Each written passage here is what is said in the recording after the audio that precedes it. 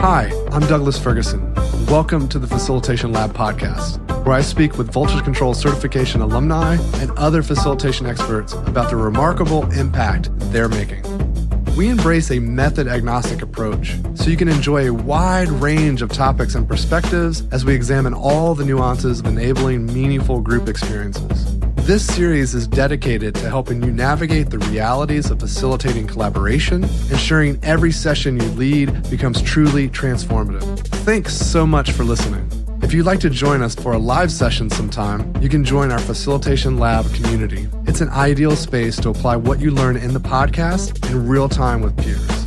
Sign up today at voltagecontrol.com/facilitation-lab. And if you'd like to learn more about our 12-week facilitation certification program, you can read about it at voltagecontrol.com. Today, I'm with Rubens Filho, co-founder of Abracademy, where he creates magical learning experiences that helps teams grow, collaborate, and rediscover wonder in the workplace.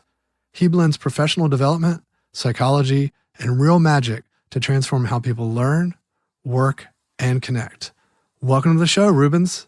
Thank you, Douglas. It's a pleasure to be here. Curious to know where this conversation will take us. I am interested as well. And we spoke earlier this summer. I guess it was late spring, early summer, and you're anticipating a nice holiday and this on a 10-year anniversary.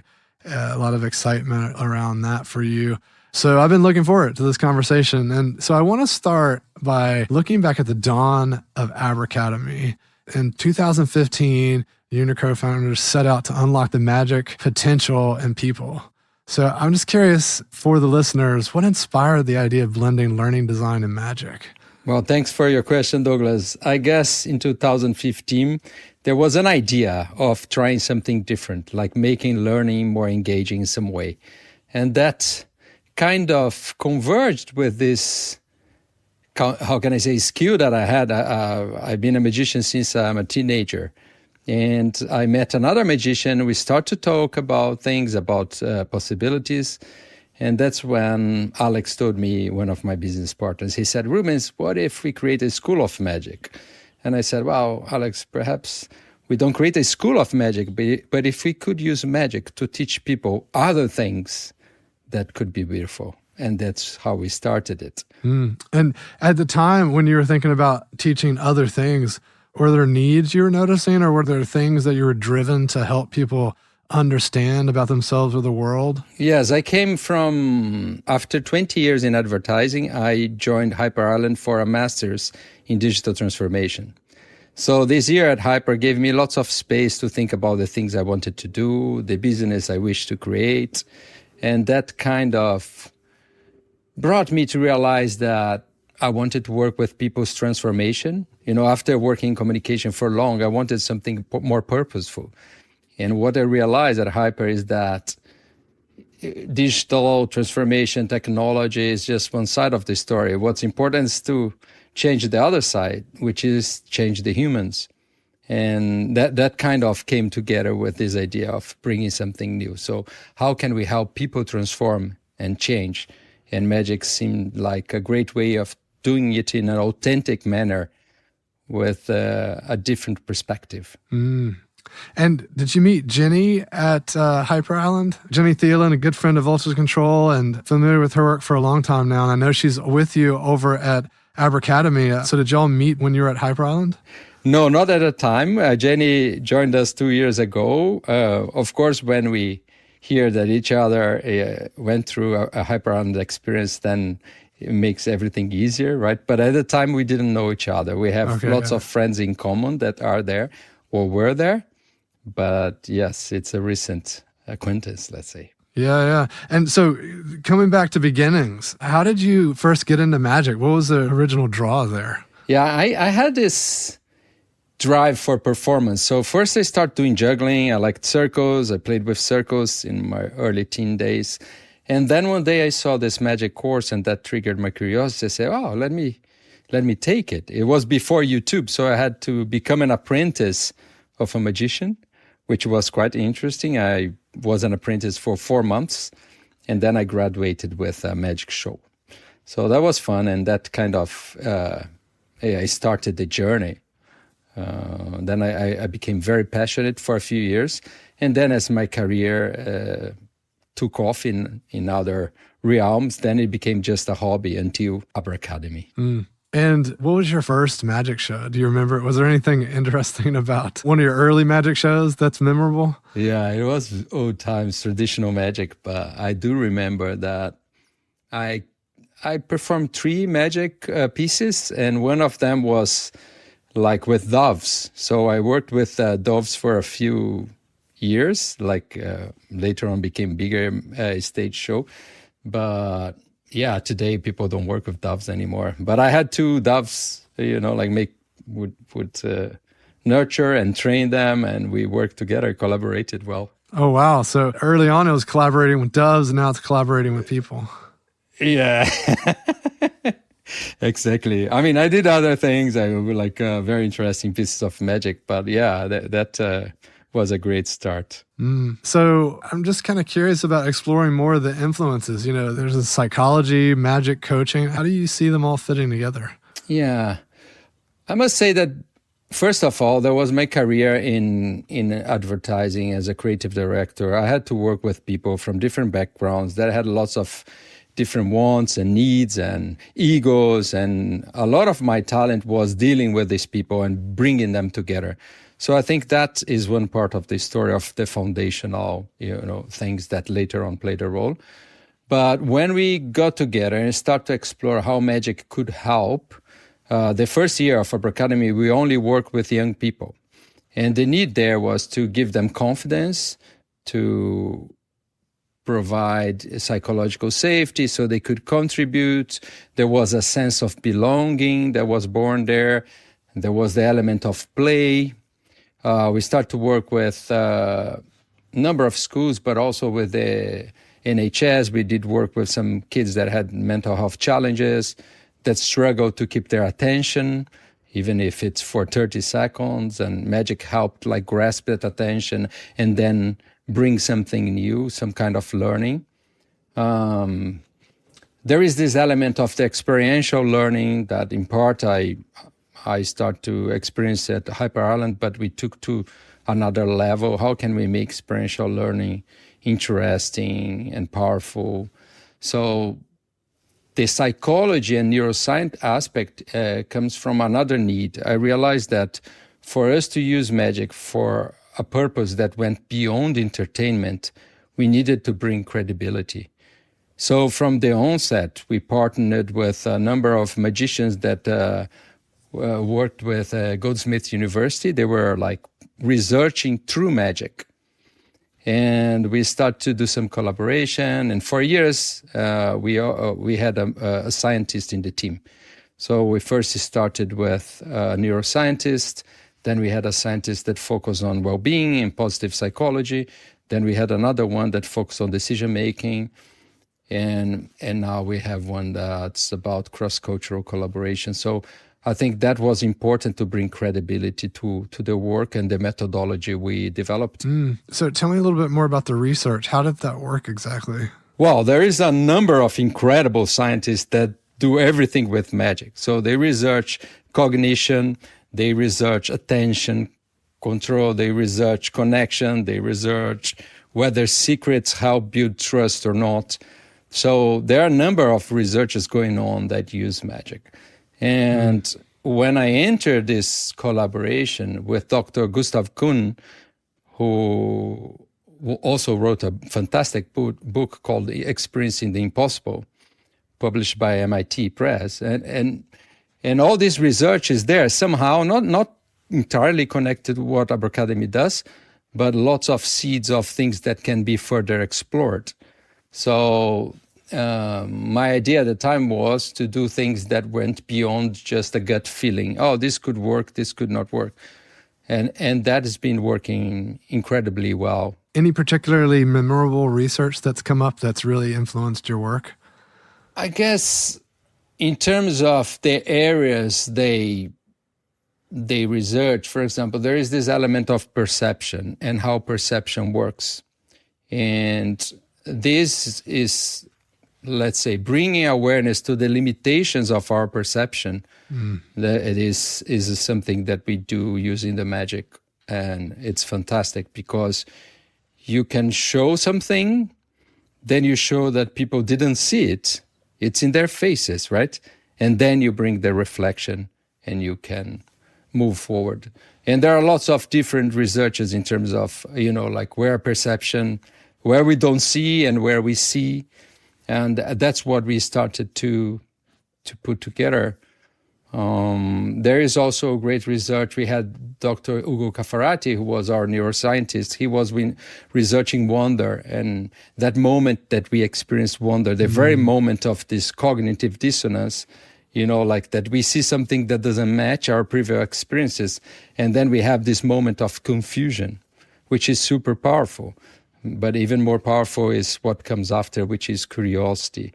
And this developed into what we call the wonder mindset. Love that. And you mentioned secrets, and my ears perked up. What kind of secrets are we talking about there?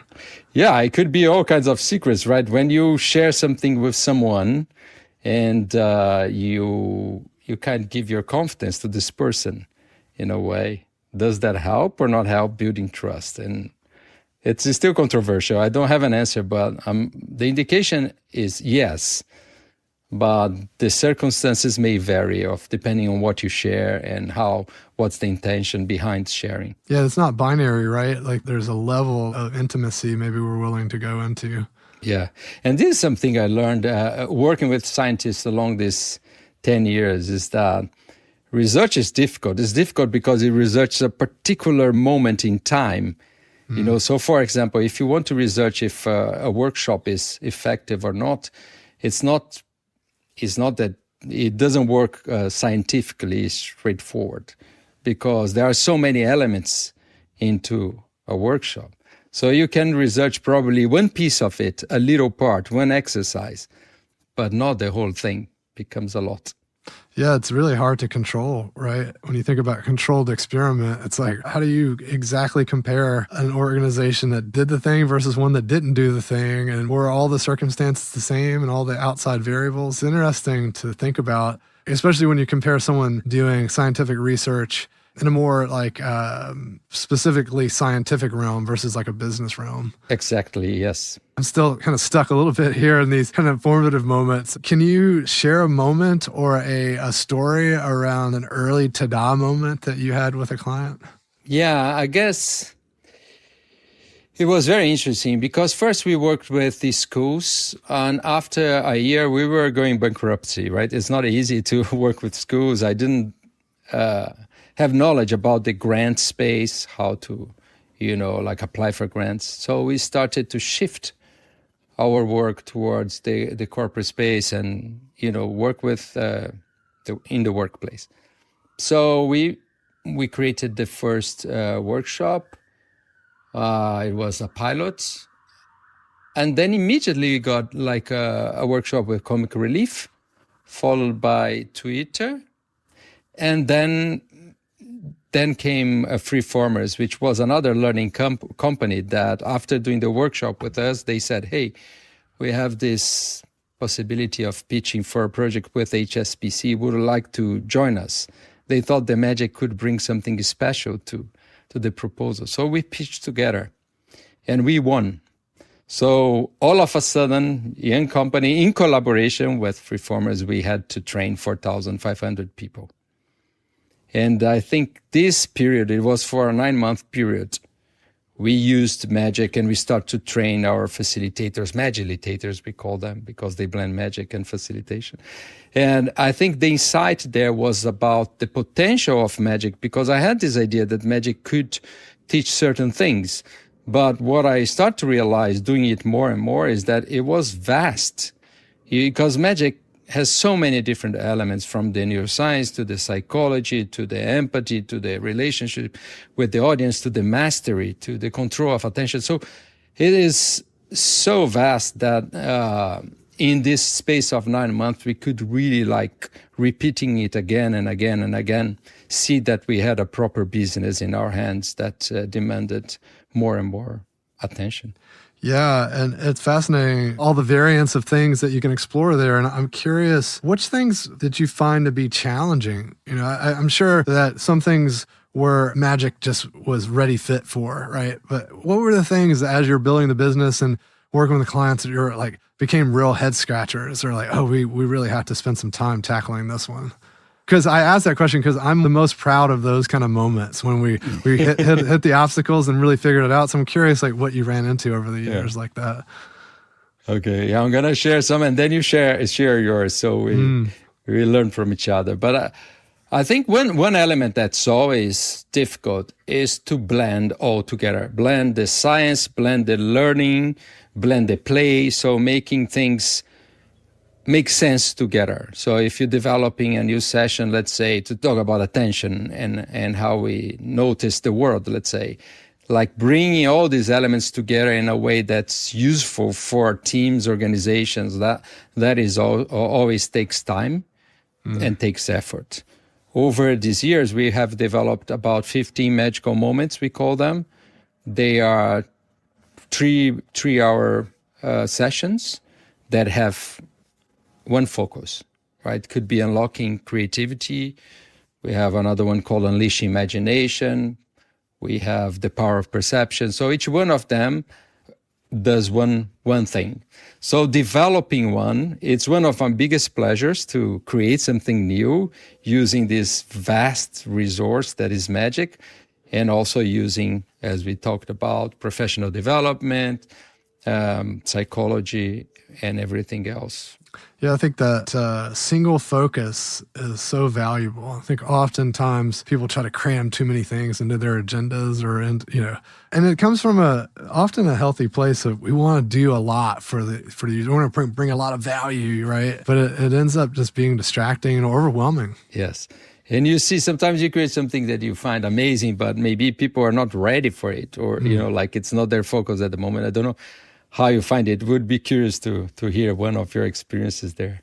Yeah, for sure. The thing that came to mind for me was balancing, because we get a lot of folks that are brand new, as well as folks that have been facilitating for years, coming in and shaping an experience and curriculum that can support both of those folks in the same space at the same time was a fun challenge. And a lot of it has to do with getting people into the right mindset of curiosity and how we can learn. Because for the folks that have been around a little bit longer, if something looks familiar, how do we make sure that they are put in a headspace where they examine it and think about what's different about this, even though it seems familiar? Because the more experience you get, the more everything starts to look the same, because it's, I can categorize this now because I have this language and these ways of thinking about it. And also setting up structures, prompts, questions, and even building or scaffolding the experience where the folks that are more experienced can start to understand that there's a lot to learn from the beginners too.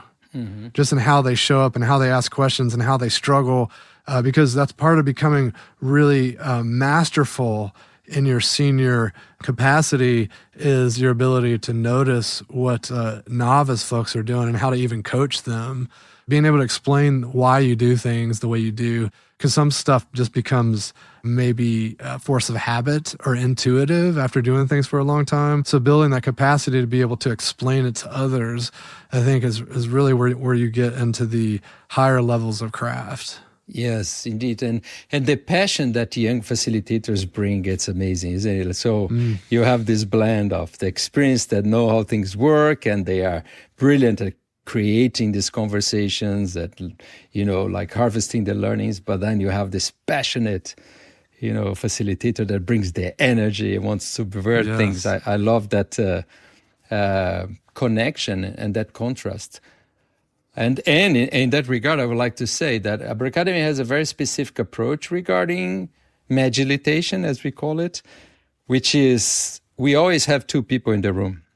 We have someone that comes from a facilitation background that can hold the learning, make sure that learning outcomes are there.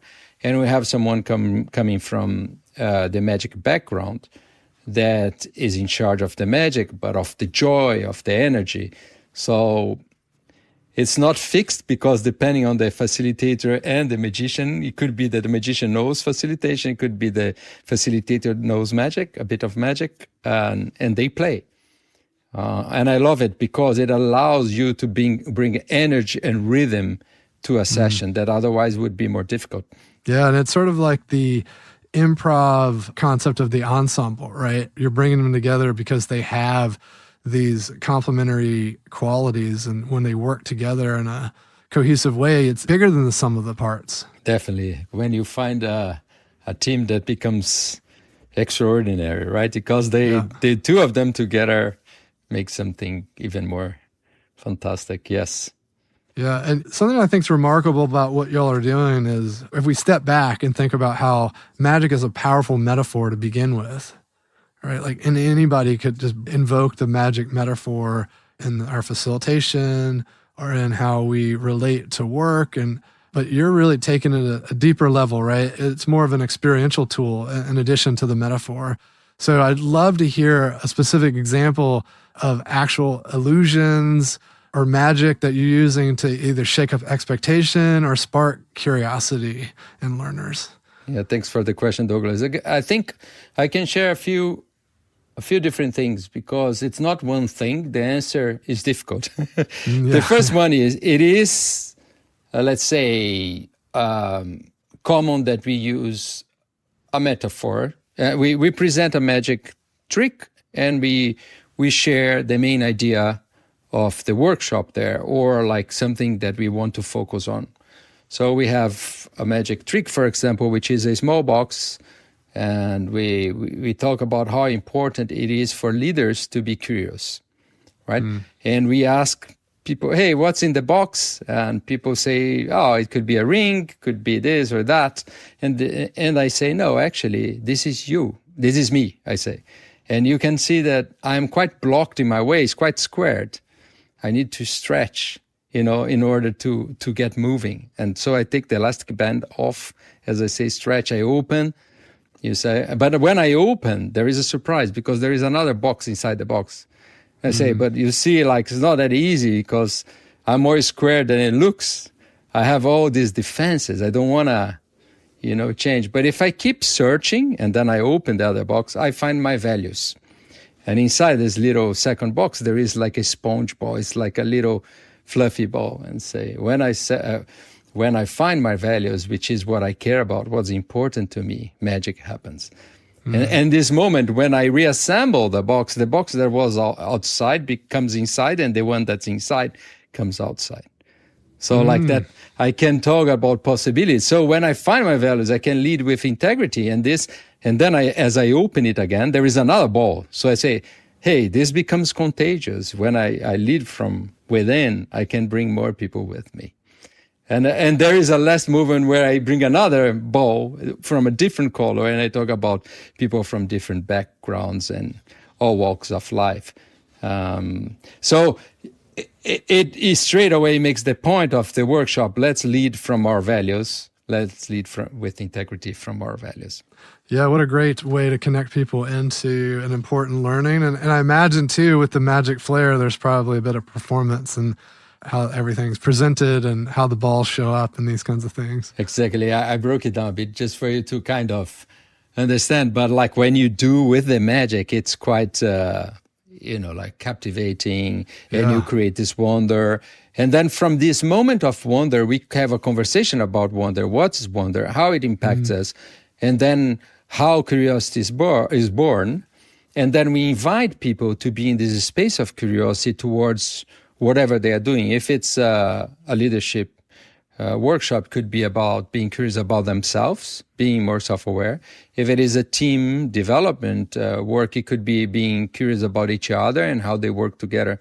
So, and if it's something bigger for the entire organization, a change program, for example, we can ask them to be curious about the entire organization. So using this magic prompt and this magic feeling, right? That this feeling that magic creates to help people then start to shift their perspective. Yeah, that's fantastic. And I imagine modeling such a powerful tool.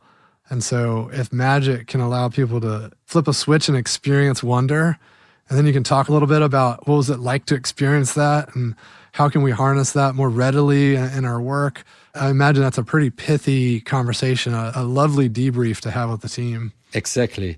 And that's what great facilitators know how to do also, because we are known for the magicians, but we are also extremely good because our facilitators are very senior and extraordinary themselves. So when you are able to harvest an experience like that, then you can move on in the learning journey in a way that's quite different. And it's not that linear, but it's fantastic. It's beautiful, like reaching people from a different space. So I want to switch gears here a little bit and talk about, if I understand correctly, you spent 4 weeks in Brazil and a week in Kenya, intentionally slowing down. And what did that journey reveal about your leadership, the company, and your broader purpose for Abracademy? Thanks for the question, actually, because I think we need to talk about leadership in different terms nowadays and try to create at Abracademy a space that we walk our talk, so that we can all be curious and that we can have a less hierarchical structure, so everyone can lead depending on what's needed at the time. So I need to share that we had 2 maternity leaves in the first 6 months of this year, and we are not the big company. So it has an impact when 2 of your business partners go on maternity leave. So I had to really accelerate, and I was trying to be everywhere and doing beyond my role. And I did, but I was exhausted by July. So I said, now is the moment that I need this space and we will need to survive here. So the rest of the team stepped up and they did what they need to do. So I come back now and I'm, regenerated to a certain extent, and we can continue to do what we need to do. That's amazing. You stepped up when time called, and then when you needed a break, the others stepped in. And, I think that's really what good teamwork's about, is supporting each other when we need to provide each other support. Yeah. Kenya was work already, so it was a very nice project. It was a lab that we are creating for an NGO. And I think it's fascinating for me is how universal the language of magic is, because we've done workshops in 10 languages now.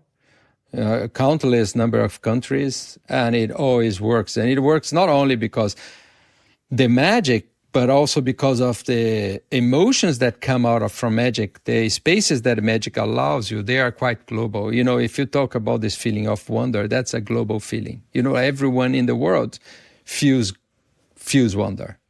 So it's possible to debrief where you're working with Chinese, Japanese, French, English, German, America, any culture, Brazilian, in any language. Curiosity, how perception works. There are so many elements. Empathy, it's a beautiful space to talk to humans, because I think in this world of technology, we need to become more human. So we need to find ways to provoke the human there. And magic is a good one. I love that idea of provoking the human. Let's shift a little bit here. With our remaining time, I want to talk about your 10-year celebration and maybe look to the future a little bit as well. So speaking of the 10-year celebration, I know you had a plan that had a really interesting arc. In fact, for me, Kainer's work is such a core part of how we teach facilitation, how we think about it. So big fan of open, explore, close. And then I love your appearing act to vanishing act arc, because it was so rooted in the magic experience. And so super cool and playful. So how did the team come up with that storyline?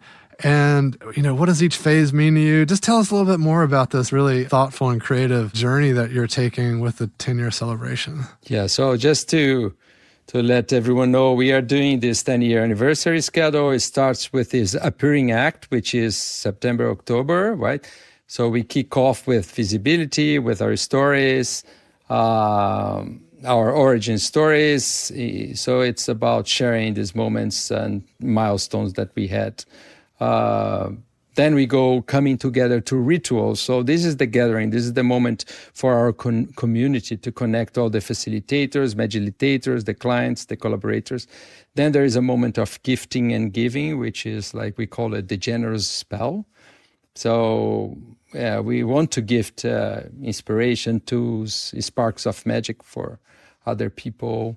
The last one is the vanishing act. So this is what we are calling the transformation, is how we want to close the cycle is with learning. It's like a reflection where you have one takeaway. What did you learn along these 10 years? So this is the moment. And I think I consider very important your question, because we design learning like we design experiences. This is something very important for Abracademy. We design a workshop like one would design a magic show. So we think a lot about the moments. If you look at Abracademy design, normally we have 4 phases, which is we ignite, we explore, we unlock, and we embed. And we always follow these 4 moments: a moment of igniting the magic, a mindset. It could be that's the possibility mindset, because we have belief mindset, possibility mindset, we have the wonder mindset. So we, depending on the challenge, we ignite one mindset, then we explore what's there to be explored in that particular challenge. Then we start with, after this exploration, to unlock, could be connections, it could be thoughts, it could be anything. And then how do we incorporate this in the day-to-day? We embed. And we tried to also design these 10 years in a way that was more meaningful and that lasted a bit longer. So we thought that each one of these phases demanded attention and, could do the job that it needs to do, which is, we're not celebrating ourselves only. It's all celebrating our community and the amazing clients that trust us. Yeah, super thoughtful. And I'm excited to track it from a distance. And one of the things that really resonated with me was this gifting and giving in January and February. And a thought that I had that was emerging for me is our annual conference is in February. And so in the spirit of gifting and giving, I would like to invite you to join us, a free ticket in February, if you're able to make it, or maybe someone in your stead. So I'm just throwing that out there. Wow, that's beautiful, Douglas. And I'm happy to do something there if you want me to, like go share something. It could be one exercise, whatever. I don't know what shape it takes, but yeah, let's make this even more beautiful. I'm a deep believer in serendipity. I don't know there you go. how much you read about the serendipity mindset, but it's beautiful. We incorporate in our learnings too, and it's a bit of what's happening right now. Amazing. Yeah. The spirit of our conference is all about practitioners coming together and learning together. And so it would be absolutely many moments to try things out and show stuff. And so, yeah, we'll talk more about that. That's exciting. And then I guess, the Vanishing Act lasts from March to April. Do you have anything planned to really punctuate the end? I think what we want is kind of make sense, make meaning out of this period. So it's not something that's totally structured yet in terms of how we'll make it, but it is bringing people together to kind of make a reflection. So for example, we have our Magilitators Club, where we have the community.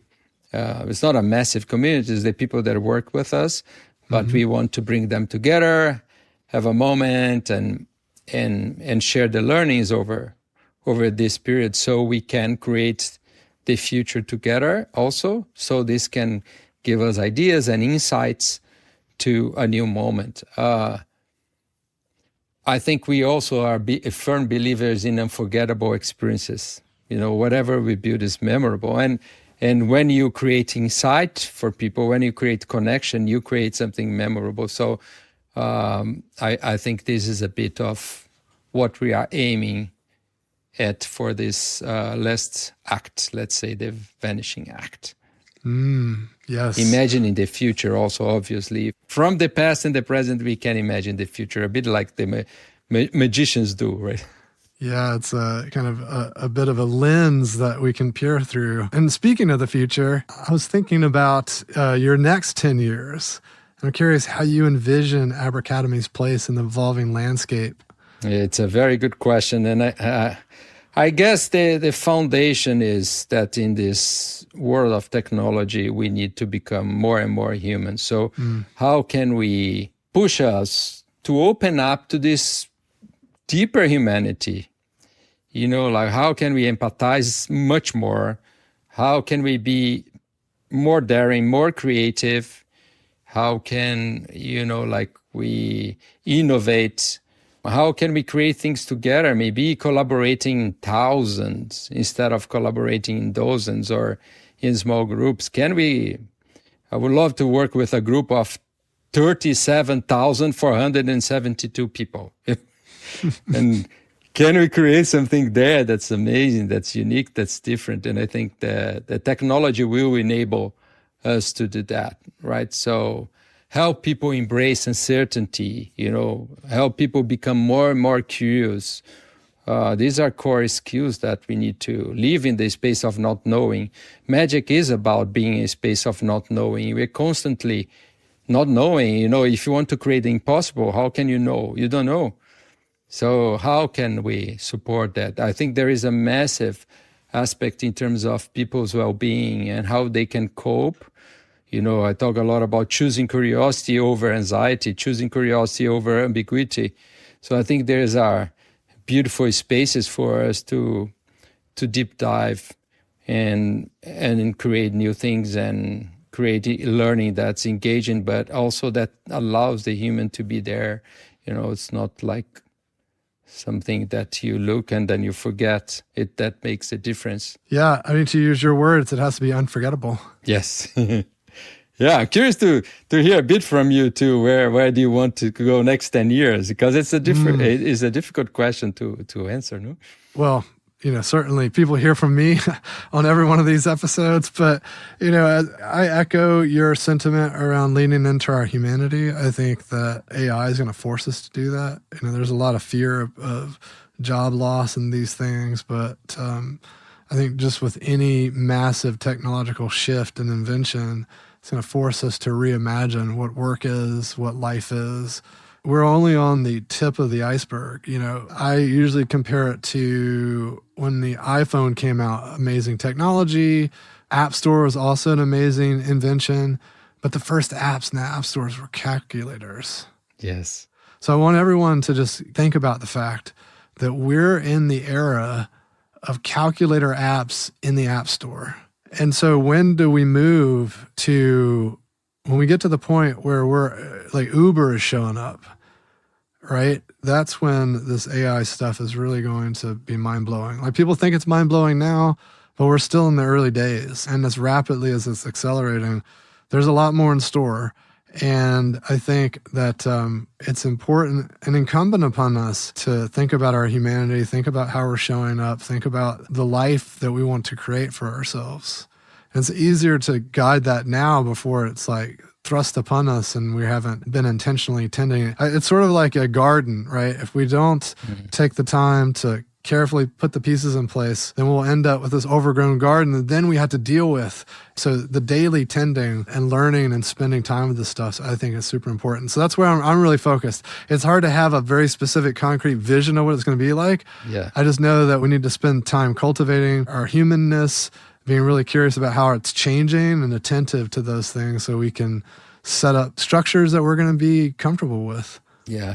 When you look at the serendipity mindset, there is a lot about, when we tell a story, we make it much more linear than it is, and we forget all the details that were unpredictable and that change our direction. So I loved your question in the beginning when you asked a moment where things, I had an insight or, there was a big change. And there were so many of these moments, but I think these moments worked because we had an intention. Our intention remains the same, is bringing more magic to the world, specifically the magic of people. Of course, we use the rabbit in the hat, but we want to unleash the magic of people, getting to know themselves, each other, and becoming curious about the world they live in, right? So how can we make this magic bigger? And we know it's a big task. We won't do it alone. That's why we need collaboration. That's why we need to be creative, to innovate. But it's very inspiring to keep that, because then when the opportunity arises, we step in. For example, globally, we wanted to become global, but it was not that let's become global and create an office here or there. It was in the pandemic that we became more global than ever, because there was a limitation there that you could see as, I lost all my business that was face-to-face. In day one, like for 4 months, there was zero business. I'm very curious to hear your story, but for us, we had the dream clients. We were working with Netflix, we were working with Sony, like Sony Music, and then all of a sudden, boom, nothing next day. And then we said, oh, let's just start playing online. Let's do something. Start giving away workshops and having just learning the tool, learning how to create the emotions online and how to collaborate. And I think, that openness allowed us to then become a global business, and now we can be anywhere in the world, not only online, but also physically. We have facilitators in different languages and from different cultures. Yeah, serendipity mindset, definitely very helpful during the pandemic. Being open to possibility. A lot of it was just going with the flow, right? Like, oh, here's a new thing that just happened, and how do we address this? And just a lot of being very comfortable with uncertainty. Yes. That's my recollection. It's like, to your point, there's so many details. Some of them you forget. Some of them, it's just boring to retell. But man, so much of it was just like, wow, everything's just changing almost on a daily basis. And you just had to roll up the sleeves and try things and see what stuck and listen to people's needs. But it's the same as it's always been. But there was just so many people experiencing change at the same time that I think that's what was so unique about it. Yeah, I love to observe how people react differently. There were people that were in fear for a few months. There were people that were problem solving straight away. Yep. And seeing all these different responses, I think shows how different we are and how we need to understand each other to be able to collaborate and work better together, because you cannot just leave one part of the people out because they are not going to they are not good in this, and the others are, and it's also like this diversity, the beauty of diversity, and bringing people with their strengths but also their weaknesses to collaborate. Mm-hmm. Yeah, there's so many working styles, and making sure we're supportive and our collaborative ways of working aren't optimized for one type of individual. Yes, and that's what the learning we want to create also, right? That can fit different personalities and ways of learning, because there is not only one. Well, as we're coming to an end here, I want to make sure to leave you time to offer our listeners a final thought. Well, thank you for this opportunity, Douglas. I would like to say that in the world of business, we use way too much the language of war, right? We are in the front line. We create the war room. There is so much terminology about war. And there is so much terminology about sports, winning and losing, and the boys in our court, and, the champions and so on. But what if we use the language of magic, possibility, curiosity, wonder? In magic, we make the impossible possible, we make the invisible visible, and we make the ordinary extraordinary. So that's my message. I think the extraordinary starts with us, and I hope we can all together create something beautiful. All these facilitators that are changing companies, that are changing teams, that are provoking people to grow and evolve, I hope we can get together and create something beautiful.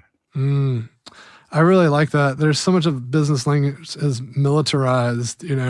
It's hard to go a full day without just getting bombarded with.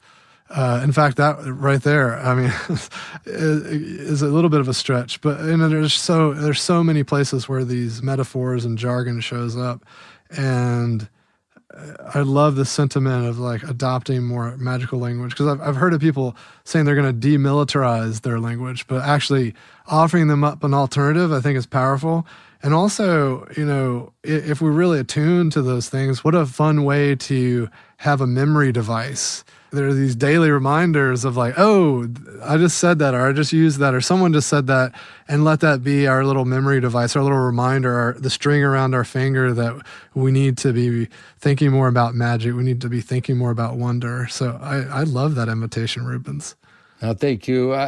I feel that the world's not in a good place, and the more we use this violent language, or a language where one wins and the other loses, I mean, this has an impact in our everyday lives and how we connect to other people. So if we shift, I mean, it makes a massive difference where you pay attention and how you act, therefore, because it's also connected to your thinking and your actions. So yeah, let's give it a go. It's not easy, but we can try together. Love that. Well, Rubens, it's been a pleasure chatting with you. I really appreciate you jumping on the show today. We'll talk more soon. Thank you very much, Douglas. Thanks a lot, everyone. Thanks for joining me for another episode of the Facilitation Lab podcast. If you enjoyed the episode, please leave us a review and be sure to subscribe and receive updates when new episodes are released. We love listener tales and invite you to share your facilitation stories. Send them to us on LinkedIn or via email.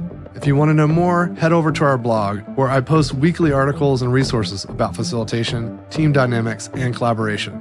voltagecontrol.com.